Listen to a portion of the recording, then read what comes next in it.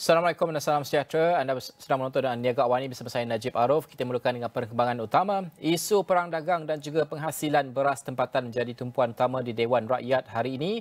Isu itu dijangka dibangkitkan dalam sesi soal jawab lisan Perdana Menteri.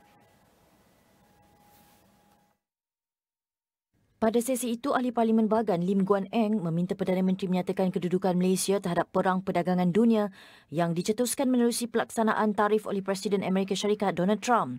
Beliau juga ingin tahu adakah Malaysia akan berdiri bersama negara China, Kanada dan Mexico selain langkah kewangan dan fiskal untuk melindungi ekonomi dan rakyat Malaysia daripada kesan tarif ini. Ahli Parlimen Beluran Datuk Seri Ronald Kiandi pula bertanya Perdana Menteri adakah kerajaan bercadang untuk mengkaji semula dasar sedia ada iaitu penghasilan 70% beras tempatan dan pengimportan 30% beras luar untuk kegunaan rakyat di negara ini. Pada sesi soal jawab lisan pula, Ahli Parlimen Larut Datuk Seri Hamzah Zainuddin mengajukan soalan kepada Menteri Luar berkenaan bagaimana Malaysia selaku pengerusi ASEAN mengimbangi hubungan ASEAN bersama BRICS dengan mengambil kira ancaman ekonomi oleh Amerika Syarikat di bawah kepimpinan Presiden Trump. Selain itu, Ahli Parlimen Seputih Teresa Kok meminta Menteri di Jabatan Perdana Menteri menyatakan status terkini pindaan kepada Akta Pemberi Maklumat 2010 termasuk menyatakan garis masa untuk rang undang-undang tersebut dibentangkan di Parlimen. Berdasarkan takwim di laman sesawang rasmi Parlimen, selain pembentangan usul menjunjung kasih dan pembahasan titah diraja, persidangan Dewan Rakyat yang berlangsung selama 18 hari turut menyaksikan Ahli Parlimen akan mengambil bahagian dalam pembahasan usul itu selama 7 hari mulai 4 Februari. Sidang Parlimen kemudian diteruskan dengan sesi jawapan oleh Menteri berkaitan pada 19 hingga 25 Februari. Takwim itu turut menyenaraikan sesi pembentangan rang undang-undang RUU dan urusan kerajaan yang lain akan berlangsung pada 6 hari terakhir persidangan bermula Februari. Persidangan Dewan Negara pula akan berlangsung selama 13 hari bermula 3 Mac. The ASEAN Crypto Dream refers to the vision of integrating and also advancing cryptocurrency and blockchain technology within the ASEAN region. And this initiative aims to leverage the potential of digital assets to drive economic growth, innovation and also financial inclusion across member countries. Recently, Malaysia's Prime Minister Datuk Seri Anwar Ibrahim discussed the development of cryptocurrencies with former Thai Prime Minister Thaksin Shinawatra as part of the ASEAN 2025 agenda. And this conversation highlights the region's growing interest in digital currencies and blockchain technology. And overall, the ASEAN Crypto Dream envisions a future where blockchain, technology and also digital assets contribute to the region's economic development and also technological advancements. And to discuss further, joining me at this time is Aaron Tang, which is the APAC General Manager of Luno. Thank you so much for joining us, Aaron. Good morning.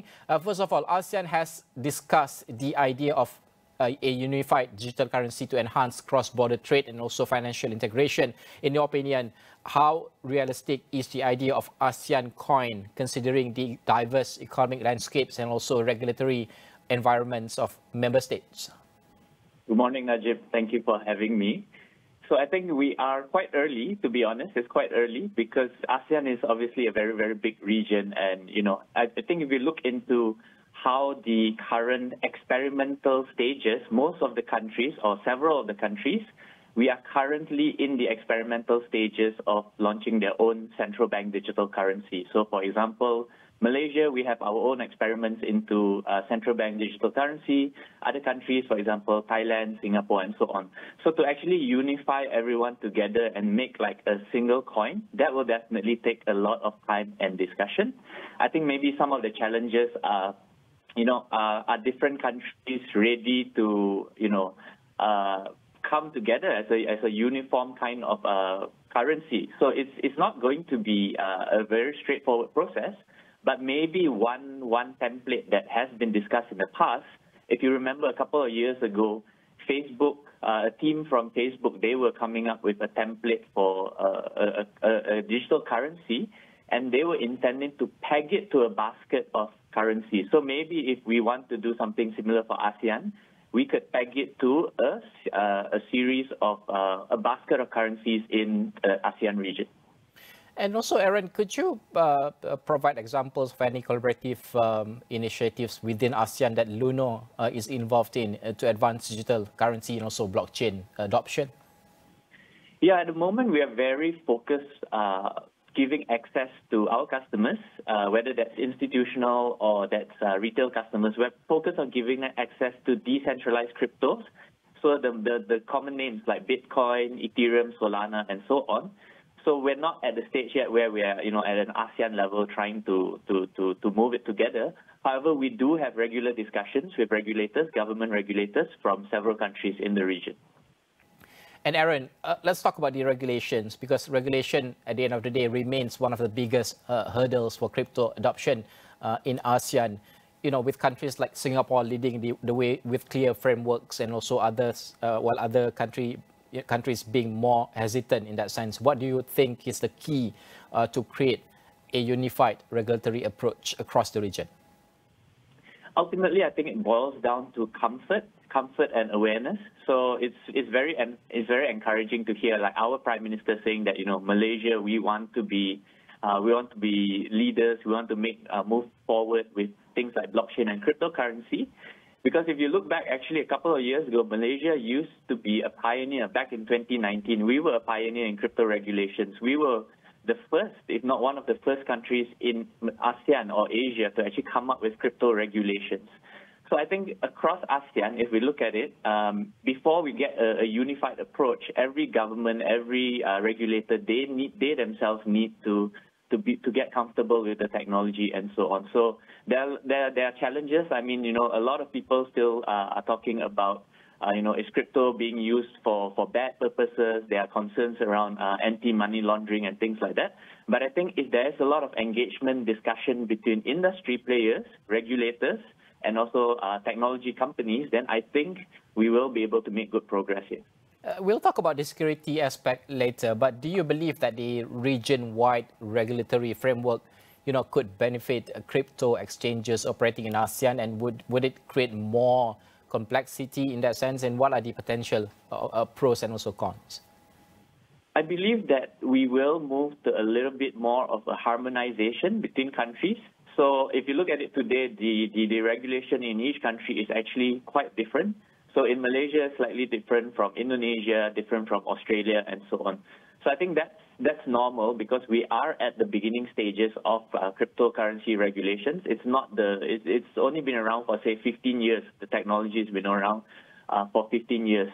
However, I think the few areas that we should harmonize or maybe we could work together in the first instance would be things like, for example, anti-money laundering kind of regulations, counter-terrorism financing kind of regulations.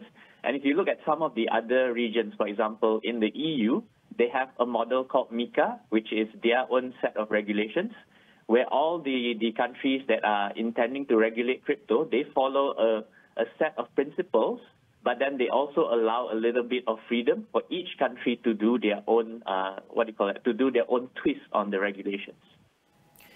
Aaron, of course, ASEAN has been exploring blockchain's role in boosting financial inclusion. Same goes to Malaysia. We've heard about this announcement of blockchain being adapted into the government services, especially in underserved markets for ASEAN in terms of blockchain. Do you see blockchain as the silver bullet for improving financial services in these regions? And are there other significant barriers such as digital literacy and, of course, infrastructure maybe that need to be addressed first? Yeah, first of all, I am a huge proponent of blockchain technology. I'm a huge proponent of digital assets and so on. But I don't think it's accurate to label them as a silver bullet. It's a technological tool that's very marvelous, that's very amazing. But to use it as a silver bullet to solve all our financial inclusion problems, I actually don't think that's where it will be headed. Now, if we just look at the example of Malaysia, Malaysia has actually been a very, very good example of getting financial services to people all around Malaysia. So I think the banking, what do you call that? The banking penetration in Malaysia is very, very high. So Bank Negara has actually done a great job here. And they've done it over the last couple of years without actually using things like blockchain or cryptocurrency, right? If you look at Malaysia, we've been using e-wallets, we've been using digital banks and so on. These are all measures to actually bring financial inclusion. So it's it's not that blockchain is the silver bullet to everything. If we have good policy, we have good current technological solutions, then we can actually make much progress here. And Aaron, also in your point of view, how will blockchain and also cryptocurrencies reshape the broader ASEAN economic landscape? For instance, in the segment of unbanked community, will it accelerate or slow down the integration, especially when considering both established economies like Singapore and also emerging markets like Myanmar and Laos? Ultimately, I believe that the more that we have trade, the more that we are able to transact with each other in like faster, cheaper ways, seamless ways. So, I mean, that's the promise of blockchain technology, right? Like, are we able to transfer assets? Are we able to make payments and so on in the fastest and cheapest ways? So I think, yes, ultimately, that would be a net positive for the region if we're able to do that.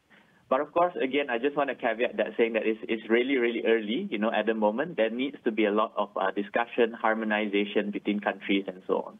And some, of course, Aaron, some critics argue that, blockchain technology, particularly in the form of decentralized finance or DeFi, could challenge traditional financial systems and even create instability in the region. How do you address, this concern?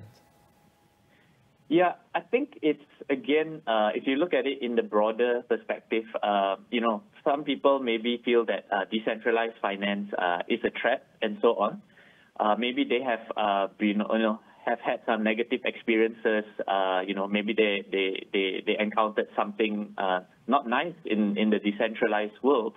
But actually, I view them as complementary because actually what we are seeing in the decentralized finance world, so, for example, people are being able to make complex financial transactions on the blockchain in very, very quick moments. So you can take a couple of seconds or a couple of minutes to do a very complex financial transaction.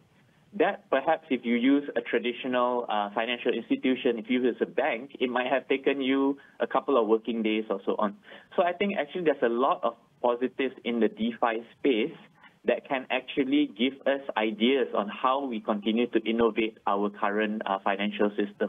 Now, in terms of the bad actors and so on, every new technology will come with bad actors. Let's not deny that.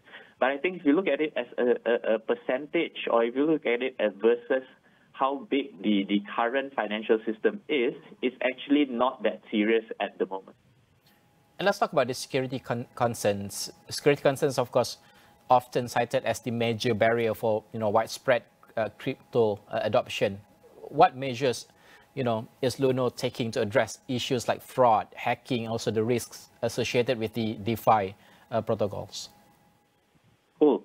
I think we like to pride ourselves on having industry-leading security features. So, for example, we have the two-factor authentication methods for where before you authorize any high-risk transactions, you need to use the two-factor authentication. We have a concept of trusted devices.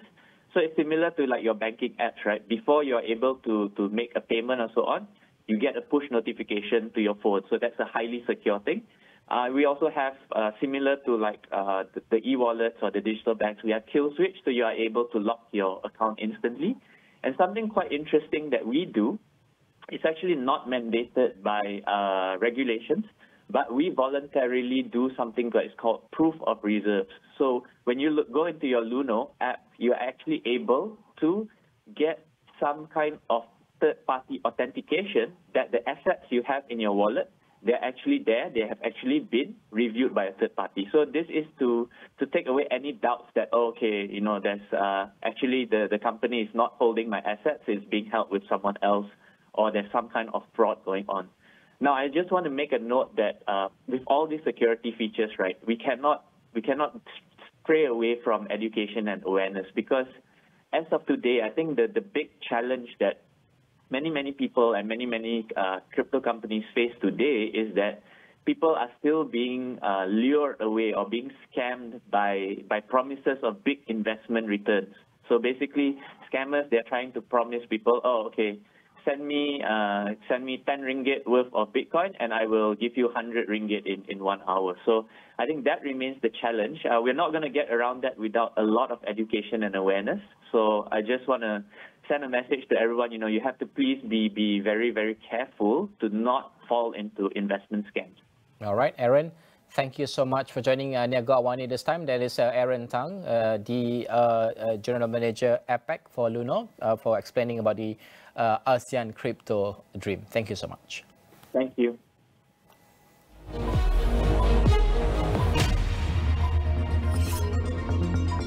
MMC Port Holdings telah mengupah CIMB dan Maybank mengusahakan tawaran awam permulaan IPO lebih 6 bilion ringgit di Malaysia. RHB dan UBS juga telah digunakan untuk mengusahakan IPO. Syarikat Pembangunan Hartanah SPB Development Berhad menerima kelulusan daripada Suruhanjaya Security Malaysia untuk penyenaraiannya di pasaran utama Bursa Malaysia Securities Berhad. Sempena penyenaraiannya, kumpulan itu akan melaksanakan tawaran awam permulaan IPO sebanyak 278.4 juta saham biasa yang terdiri daripada terbitan awam sebanyak 191.1 juta saham biasa baharu dan tawaran untuk penjualan 87.3 juta saham biasa sedia ada. BIMB Securities positif terhadap prospek Data Sonic Group Berhad berikutan penganugerahan suratan lanjut LOE bernilai 104.78 juta ringgit daripada Kementerian Dalam Negeri. Firma pendidikan itu berkata, anugerah LOE yang diterima oleh anak syarikat milik penuh kumpulan Data Sonic Technologies Berhad DTSB itu sejajar dengan jangkaannya. Laporan penuh di saluran 501 dan astroawani.com serta daganus.com.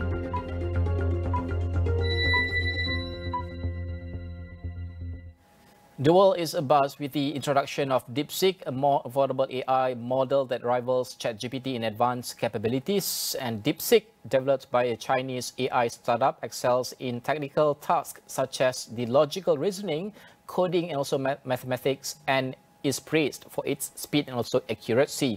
As an open source model with a mixture of experts' design, it is both efficient and accessible. In contrast, ChatGPT, developed by OpenAI, is known for its user-friendly experience and versatility in creative storytelling, general knowledge, and also conversational tasks. While DeepSeek shines in technical scenarios, ChatGPT offers a polished and broad user experience suitable for the wide audience. To discuss further on this, joining me this time is Sharala X-Ray, founder and CEO Center of Applied Data Science, CATS. Thank you so much, Sharala, for joining us.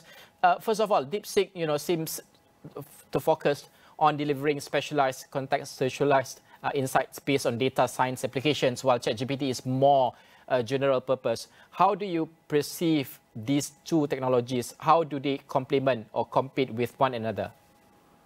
Okay. Good morning, Najib. Thank you. I think that's the topic of the day, the week, and it's an amazing situation to be in. For us, it's pretty clear, right? So when ChatGPT came out there, they are the innovator. They built the architecture. They created great LLMs.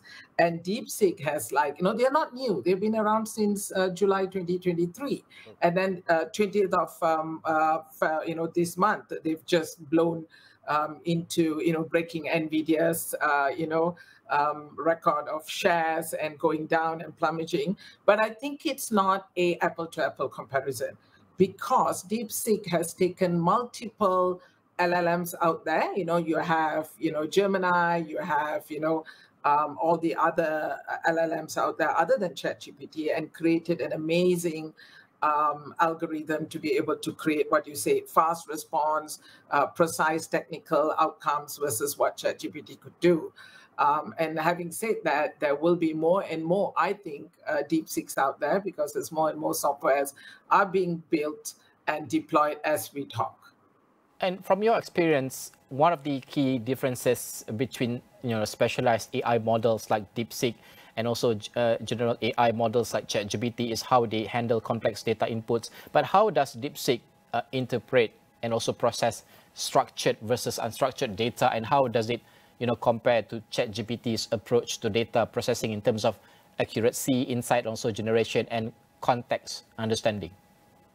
Okay, so when you talk about accuracy and we're talking about hallucination, it all comes back to how the algorithm is built, right? So that with DeepSeek, they have managed to get an algorithm or build an algorithm that is really, minimizes hallucination. And if you think about it, ChatGPT with, 4.0, the hallucination is getting less and less.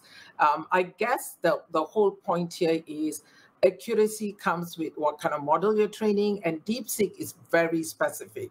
They have trained their model, of course, based on China data set, and very specific, whereas ChatGPT is multi-model. So when you have multi-model, although the algorithm is pretty powerful, but the hallucination is slightly higher than being very specific, right? For an example, if you want to use, just on coding and text-based, and you train your algorithm based on that, and you get a very precise outcome. And then if you're looking at creative stuff, which ChatGPT does, then that's a larger model, and creativity and the way the algorithm is built is different. So that makes a huge difference. Like, what would you use DeepSeek for versus what would you use ChatGPT for versus what would you use Copilot for example, right?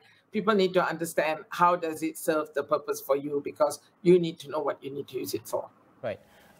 DeepSeek's goal is to provide actionable insights for industries like, healthcare, finance, and also others. But can you walk us through how DeepSeek is able to deliver more actionable and context-specific insights compared to ChatGPT, particularly in the fields where nuanced understanding is critical, such as, data analytics and finance?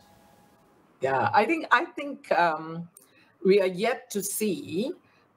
We've done, even it was just a few days ago, right? A few weeks ago, they launched this new, version of it. We're yet to see how amazing or how the continuity of DeepSeek is going to be. But having said that, from all the tests that people have done and I've seen, they're pretty accurate in a lot of things they do. That's because what the algorithm is about and what is targeted and trained on. Right? And I'm very sure, if you use ChatGPT and Copilot on your own enterprise data, you would be able to mold that outcome and reduce hallucination. Right. So I'm going back to why DeepSeek is really good in what they're doing, is they're very much trained on that specific action that drives the outcome. Does that make sense? Like, it's not that it can be better than ChatGPT, it's how it's trained on what it needs to be used at. Yeah. Sharala, when dealing with, sensitive business data, privacy and also security are paramount. Given the nature of DeepSeek's tailored applications, how does it, ensure the security of the data it processes, especially when compared to ChatGPT, which processes a wide range of public and also private data without the same level of, data control? It's a serious question, right? Because, of course, there's this responsibility, transparency. The data center is in China. That's a huge concern for a lot of the Western world, whether, how it's being purchased, capped, and used. That's a government situation to look at for sure. Of course, when we talk about ChatGPT and we talk about Microsoft, there is this global trust on how data is, saved and used, right? And having said that, for this particular technology, LLM, privacy and security will always be a concern. Yeah. Last but not least, looking ahead, how do you see tools like a DeepSeek evolving in the broader AI landscape? Will we see a convergence between specialized models like DeepSeek and more general models like ChatGPT, or will the two continue to serve distinct roles in the ecosystem? I think there's going to be more and more DeepSeeks out there, and that will be a combination that what you said. And that's what I love about technology, right? Because it has broken the monopolization of any particular LLM. And I think DeepSeek was a great example of taking LLMs like ChatGPT and Gemini and all the others and creating a...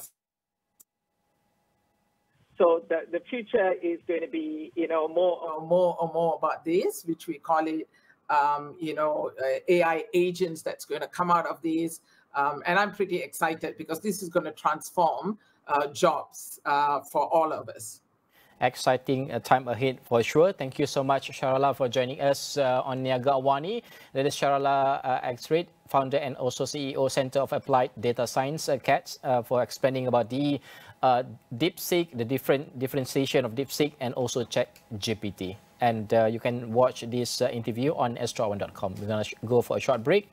We're going to come back with more interviews after this.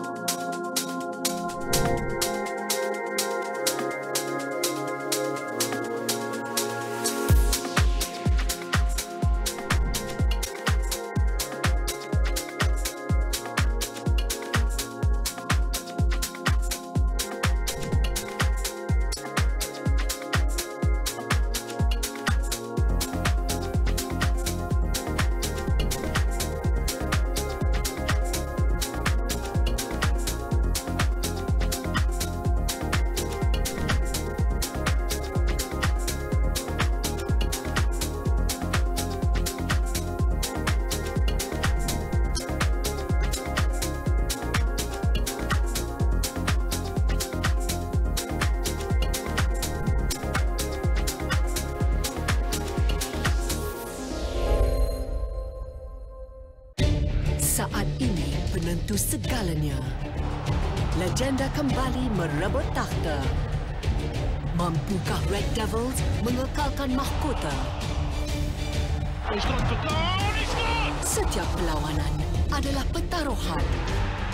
Tiada ruang untuk kesilapan. Siapakah yang akan terus marah? Piala FA Emirates secara langsung di Astro Football dan Astro Go. Kementerian Dalam Negeri memberi lampu hijau supaya pengesanan dadah dilakukan terhadap pengguna web. Tahap integriti warga polis di Raja Malaysia PDRM masih membimbangkan walaupun peringatan dan amaran diberikan berulang kali. Anwar menegaskan bahawa negara ini tidak mengiktiraf Israel secara de jure meskipun keberadaan negara itu di peringkat antarabangsa. Malaysia tidak akan meminda peta sempadan maritim dan tetap mempertahankan kawasan dan kedaulatan negara di Laut Cina Selatan.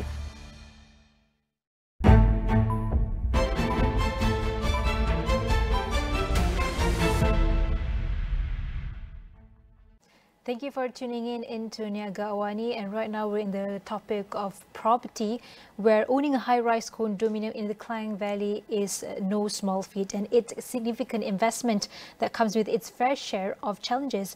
And a recent study of 50 strata management bodies in the Klang Valley highlighted some of the most pressing concerns. And as maintenance costs continue to climb, and many homeowners and also investors are left struggling to balance property value retention and at the same time with escalating operational expenses. So what can be done to address these persistent issues and drive long-term solutions? Joining me in the studio this morning is Dato' Neo Sukiat, the founder and also the managing director of Trinity Group. How are you? Good morning. Hi, good morning. Good morning. Good morning. I hope you're well. Perhaps we could start with, we know that, like I mentioned in the introduction earlier, homeowners in Klang Valley's high-rise condos often talk about issues like construction quality and at the same time raising maintenance costs. So from your perspective, Dato', what are the pressing challenges that they face and why do these problems persist for the long time? I think that based on the common issue that they're facing on the high-rise condominium is that because of share facility, so that they're always facing the issue of the maintenance cost, maintenance issues, and difficult to get people to come in to repair. That is the few things that they always face is that like water leaking, pop tiles, plumbing issues, and some of the minor electrical issues. And the reason is that because of share facility, sometimes they need to get consent from the neighboring lot or neighboring neighbor. So arise inconvenience. But what we're doing now is that at Trinity, we going in with to solve their problem. We extend our we name it as a goal assurance package. That's assure our buyer to have a peace of mind and a longer time of service on the defect liability period. Normally, they have a 24 months of deferred liability period, which by under the HDA Act, but we extend it to another 12 months to 36 months. And that one is covered for those who are normal maintenance, like those plumbing issues, water issues. But then for the pour-up tiles, we are extending to 5 years. So normally it's 24 months. And roof leaking, we are extending to 10 years. So this is something that the soft part, not the total, but part of the main concern of the buyer facing now. And second thing is because of the raising up the construction costs on the repairing. Yeah. I think generally because I think this month, February, they're going to increase the wages and all these costs will be arise. So this is something that's going to be cost our purchaser more. With this, the rest assured, we shoulder up their part of the issue for another 3 years instead of normally it's 2 years on that. But however, Dato, we also hear a lot about labor and also material shortages when it comes to this industry. And how significant is this issue right now, in your opinion? And what kind of impact is it having on the quality and also delivery of high-rise developments so far? Wow, this is a very big topic. I think that I remember the last parliament meeting that they mentioned that we already achieved 15% of foreign labor in our country. But our industry, generally we have a survey that we still shortage about 300 workers at the moment for this development and construction industry. And we lacking of skilled worker. This is part of parcel of the government policy that when you have the workers over here for 10 years, you need to send them back.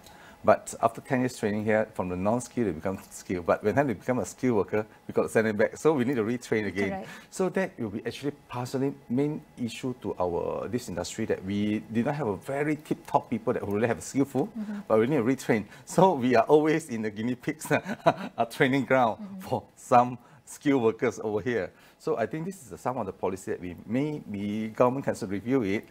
To those are skilled workers, so keep them. We put a two different category. The skilled workers should retain, and general worker, yes, they should follow the policy because they cannot. We can always easily replace, but the skilled one is difficult. So this is one of the. And the second thing is because of the quality. When have this skilled worker leaving, so we replace with a new one. We need to retrain, and they're not as skilled as what their seafood have. Yeah. So this is something of it, and the cost.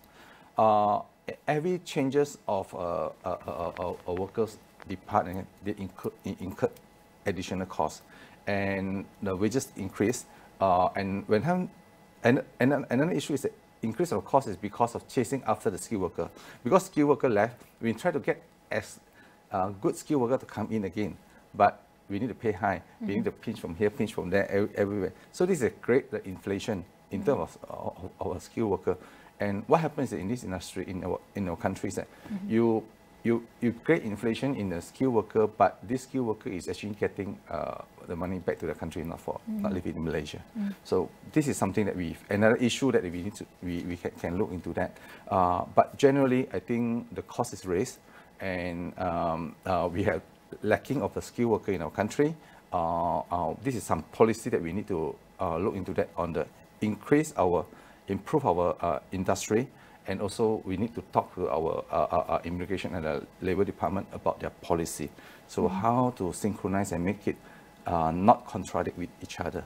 So that is actually the whole chain itself is important for the construction, for the economic, and for the labor supply. All this must be linked because now it's a little bit not in order. But that's on labor shortages. But when it comes to material, for example, we have anticipated, the expectations or outlook of inflation this year, 2025. So how are we going to mitigate this risk? The material so far, I think we still have quite a stable supply. I think at the moment, generally the whole geopolitics and whole world economic itself is not really forecast a very high risk, high risk on the next 2025 this year. But I think in the temporarily it's quite stable in terms of cost. But it's the skilled workers that we are not sufficient, and maybe we do not know. The new president of America just start their office for 2 days, so I'm not sure what the new policy, because for the first day, he really give a lot of not say great. They really sign up a lot of new policy. Tariffs. Yeah. So we still need to be monitoring and administrate based on react on the new policy coming in, because there is impact to us, because part of our material we are bringing in from China, and also part of our source. This policy impact us as well. So and part of our material that we part of the thing that we need to do export. So the whole chain in economics will happen. Just for example, the Panama issue. If the Panama issue raised, so then I will not say the big thing, but if the shipment cannot reach our country on time, then they will jeopardize our schedule, our construction schedule. That will be happen. So, considering all these challenges that you mentioned, we've seen some developers introduce various initiatives to address these homeowner concerns. So, what are some of the key factors that drove the introduction of assurance programs, for example, like you mentioned earlier, and how do they directly tackle the common pain points faced by homeowners? How do they help? Generally, that we have worked out more into the I would say that our this co-insurance program is more attached to the convenience of our purchaser, and we raise up our quality that we provide to them. So basically, for example, that we have a 10-point check during the construction. But this 10-point check is not only 10 points, it's that the whole supply chain from the factory, the quality, material, then until the installation and complete quality that we get. So all these checking is the input. Just for example, for foundation, we will make sure that the concrete supply itself is basically reached to the level. We have a slump test, all these things. Then steel bar, we also have a test on that, mill test on the steel bar. And when done installation, we will make sure that all in position, in the correct position, and power must be into the set level and in the safe level. Concreting, tiling works, brickworks, and those plastering, painting, all this must be in the specification that we have for our standard SOP, and everyone must follow the particular standard to achieve the level of quality. Malaysia, we have a QLASIC. So normally we product itself that we do achieve 80 point and above, but we are try our very best to go into the 85 or 90 point. But this we need time. So this is what that we have our internal target. We try to move step to step to improve on that. Through this program, right? Yeah. And when it comes to property assurance programs, like your gold assurance program, there's often a lot of fine print. Yeah. So perhaps in considering as a homeowner or purchaser, what should they really be looking out for to ensure they're making a sound investment? I think generally the buyer should, before they decide to buy a property, first they need to do a thorough check of the background of the property developer, the reputation. That either the developer really have a very long history and have a good reputation with the customer, and how the customer service department that they create, and project that they develop, either they have a delay or abandon, or they have any bad news. If the developer that develop it all the time, they have a few big names in the country. I think we are one of them also, in a very good track records. So I think we have 20 years, and when we get those awards, our company getting a lot of awards. Just for example, lately we just got it. We got the PFC award, and also we got the MIP award. This is recognized by those professional body that about us, how we achieve after 20 years hard work, then we get this thing. So this is one of the thing that participants need to look into that. And another more important is the financial status of the company. The company are really stable, they can complete the job or not. This is one thing. But one thing good is that I think KPKT have did a good job on monitoring to most of the developer. And at the moment, I think that this issue been curbed compared to 15 or 20 years ago. Now I think it's very little on this issue.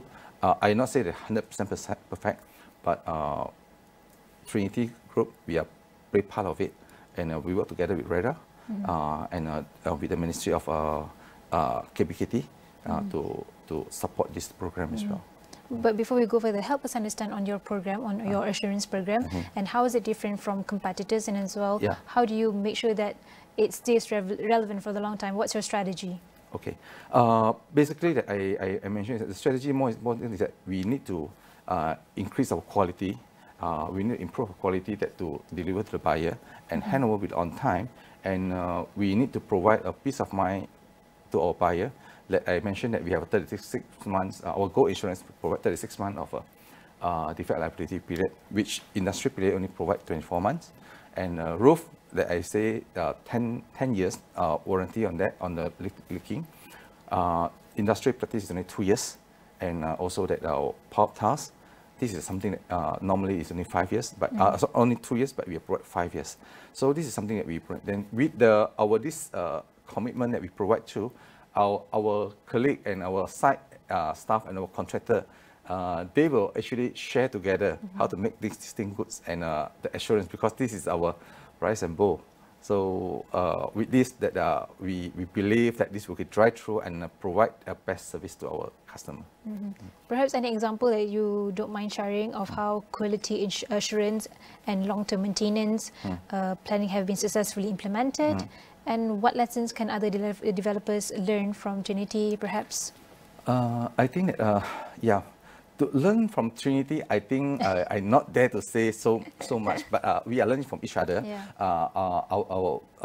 I would say is that maintain a very well quality and a good rapport, and also that purchaser buying the house is basically we got to understand on this way. I put it this way: a lot of people it's their lifetime money to spend for the house.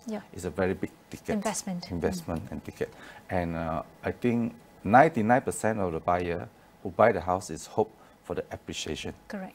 But with today, I dare to say that all the property that we built by Trinity, we all have a very high quality appreciation in terms of a capital gain.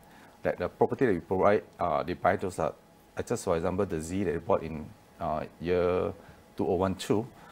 That time, when they bought it 200,000, when they complete, they already go up to about 500,000. This is something that, why? Because the developer, we did not make all the money. We let our buyer to make some money from our property investment as well. So this is one thing that purchasers, so that they can upgrading. When the property price increase, they can form part of the capital, they can upgrading, because everyone need to be upgraded. Why? This upgrading is that we need to upgrade our family. We may have from 1 kid to 2 kids to 3 kids. So we need a bigger space. So this is part of a rewarding in our life. So then if the children, the family have this opportunity together, so they can upgrade themselves. In terms of quality, if our property that we can do it last longer, then the quality maintained well, so then they can fetch a better sales price.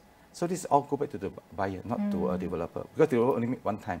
But what we plan now, we're seeding. Later on, the fruits the buyer will harvest. This is what we intend to do. And of course, throughout this whole conversation, we know that the Klang Valley's high-rise market will continue to evolve, and it's clear that addressing construction quality and long-term maintenance challenges is crucial for homeowners and investors alike. So with rising costs and unforeseen repairs weighing heavily on property owners, a proactive approach for all stakeholders, developers, regulators and also residents is key to ensuring sustainable and also high-quality living environments. So I would like to say thank you so much to Datuk Neo Su Kiat, the founder, also managing director of Trinity Group, for your time and also insights on Niaga AWANI. And you can find this whole discussion on all of our social media platforms, and that includes astroawani.com. Till next time.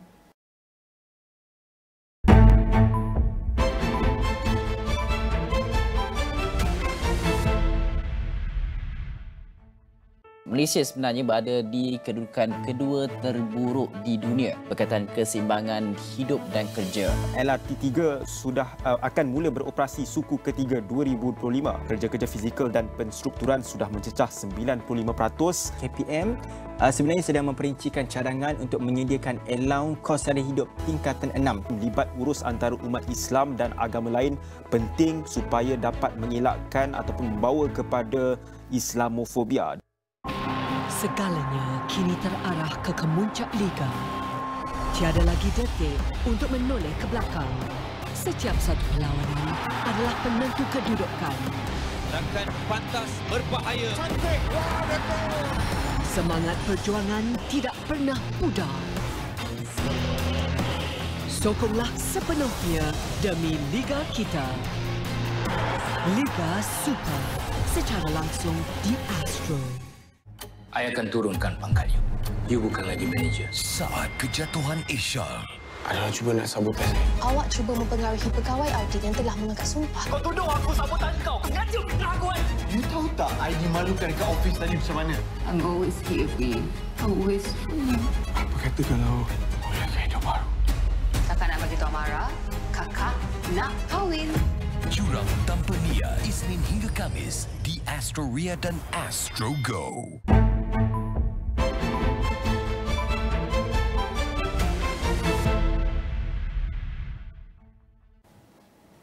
Southeast Asia is experiencing a transformative e-commerce boom, with Malaysia emerging as a key player in the digital revolution. With Black Box Research has launched its latest white paper with the title of Grasping the E-commerce Opportunity in Southeast Asia, which sheds light on Malaysia's strategic position, abundant growth prospect, and the vital role of public-private partnership in shaping the nation's digital economy.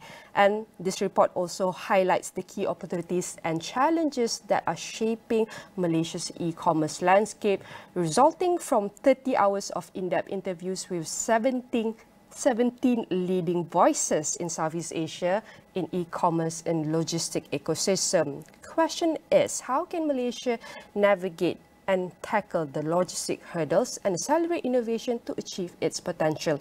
And for that, I welcome you. Our guest ready on the line is David Black, the founder and CEO of Black Box Research.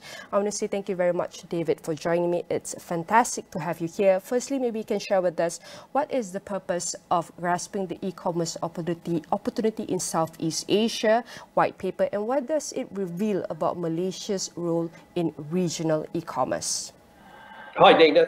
Thanks very much for having me. We commissioned the paper and carried it out for a couple of reasons. Firstly, a part of our work is looking at all the various trends that are going on in across ASEAN and across Southeast Asia. And this is a really rapidly changing landscape. As you probably well know, the pandemic was a real game changer for Southeast Asia. While we had some slow adoption of digital by consumers before the pandemic, through the pandemic we saw just a skyrocketing of the number of people who went online, started spending online, and as a result of that, the e-commerce sector really was really boosted. Secondly, we really wanted to drill down and look at what the competitive landscape is like, and who's leading, who's behind, who's best at certain things, because e-commerce itself is a kind of a pretty complex sort of landscape. So what we've really seen from the findings is that the experts and the analysts that we've spoken to really highlight the fact that there's a huge opportunity there, I think, for Malaysia to really take a leading way within Southeast Asia as one of the beneficiaries for this e-commerce boom. And there's a couple of things that we definitely found about Malaysia, which and what their role will be. I think, firstly, the strategic location of Malaysia, right at the heart of the region. Robust infrastructure, so the infrastructure in Malaysia is very good. And like I said before, this kind of rapidly growing digital adoption means that Malaysia itself is going to be well placed to really take advantage of e-commerce as we sort of hurdle through the next 5 years of the decade.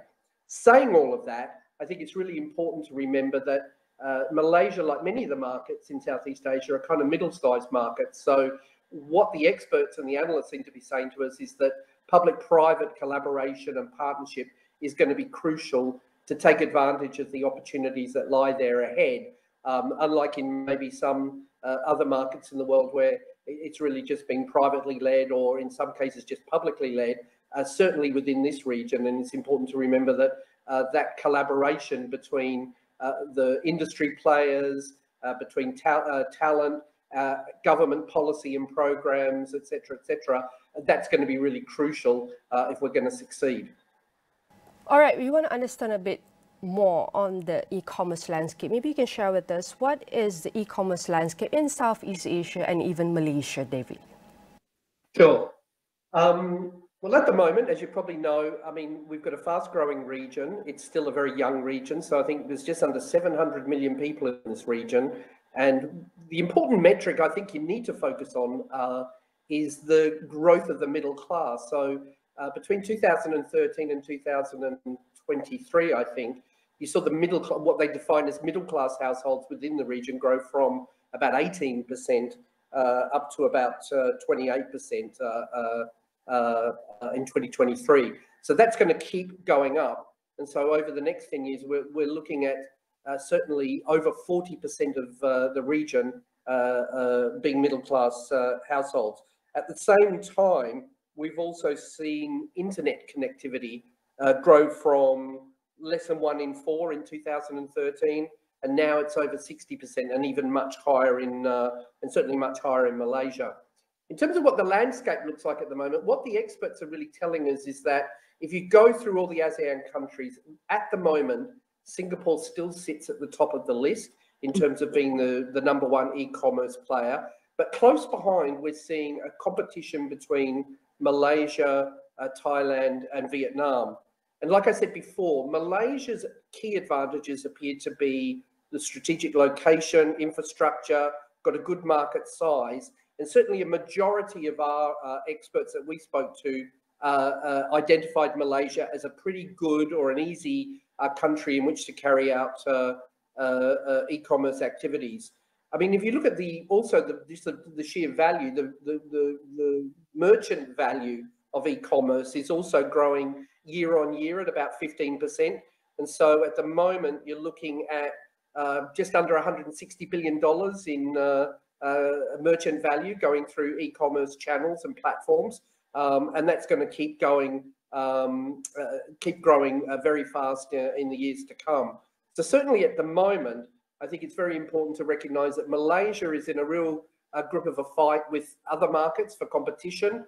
It's still behind Singapore in areas such as advanced digital usage, government policies, investment money and things like that. But at the same time, I think Malaysia has its own advantages, and that's what we tried to focus on in the paper. All right, David, that is some of the advantages that Malaysia have and can pursue forward. And what are some of the primary challenges in achieving e-commerce leadership for Malaysia? So yeah, that's a good question, because I think one of the focal points of the paper is looking at what sort of advantages and disadvantages the various markets within the region do have. I think certainly, if you look at it from the very top, consumer preferences are evolving and becoming far more sophisticated. So in addition to affordability, you know, we all like value here in this region, and e-commerce or e-commerce platforms are no different. But also reliability has become a really important aspect of e-commerce delivery. With more and more competition, we're being told, and we've seen it in other research as well, the reliability of delivery, quality, all those sort of things are really important. I think some of the challenges that Malaysia is facing, which really also stem from its kind of strength. So firstly is, while the logistics are good, logistical costs can be quite high. And a lot of this sort of stems from the fact that you've got Peninsular Malaysia as well as East Malaysia, and so a lot of that can hinder efficiency. Delivery times in some places in Malaysia can be extended and not meeting kind of what customers want, and that can also drive up sort of business costs as well. So I think something like, you know, the rapid expansion of fulfillment hubs in different parts of Malaysia, particularly in East Malaysia, should be able to sort of reduce some of those costs, while at the same time sort of trying to meet better demand for same-day delivery. So same-day delivery is another area where consumers are really demanding kind of improvement. We're also seeing that, according to the experts, some of these inefficiencies and inconsistencies in service quality, especially in the logistics area, can erode some of the smaller business profitability. So that's causing, that can cause losses and stifle local business growth. It's important to remember the role of small business, particularly on the logistics side, is really crucial, both as an employer, but also in terms of innovation, competition, and things like that. So that's really important. As an example, we saw recently, I think the Malaysian Communications and Multimedia Commission sort of laid out a new guideline in December 24, talking about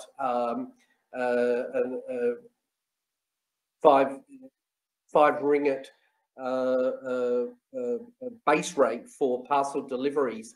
So this is something that we'll need to watch. I mean, sometimes this sort of issue is being handled differently in different markets, but certainly within Malaysia, it's really important moving forward because of the opportunity there that that the guidelines and the collaboration between, I think, the big players or the major players, the small businesses and the government is based around discussion, ongoing dialogue, better understanding how e-commerce is changing. So these are going to be important things moving forwards, because I think it's not just the domestic market that Malaysia will want to be looking at. There's a huge regional market there, which is up for grabs as well. And I think, the more you get all the elements right in Malaysia, the better that places you for expanding and building regional business and opportunities as well.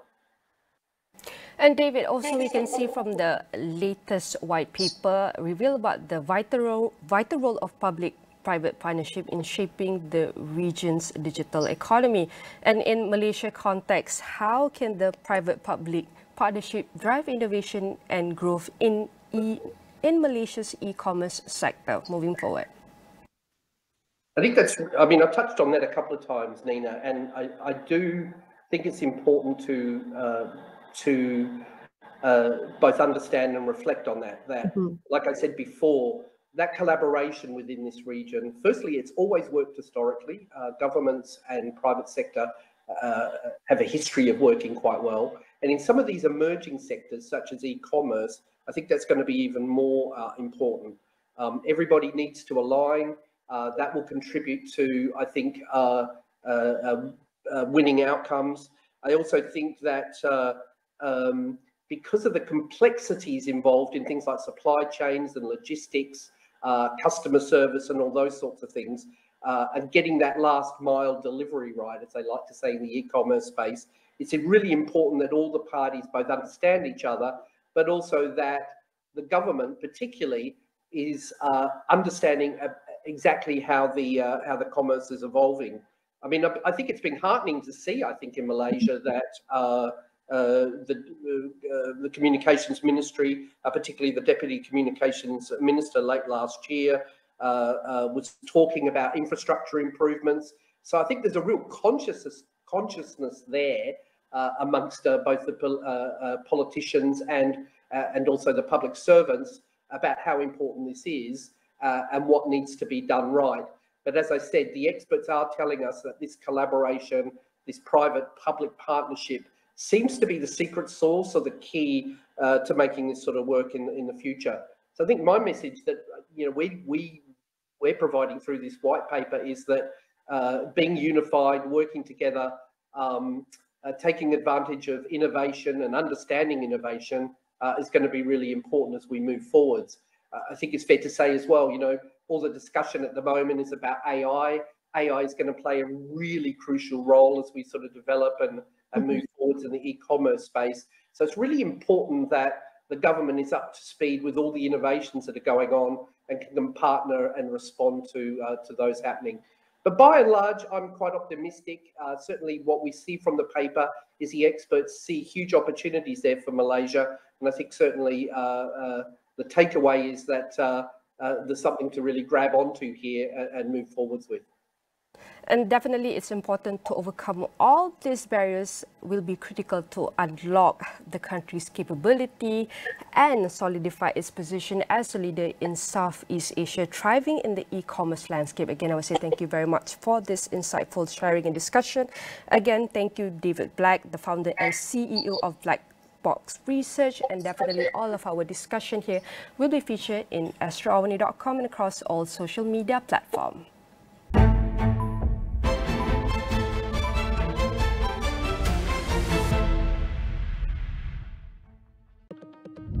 Asia tumpuan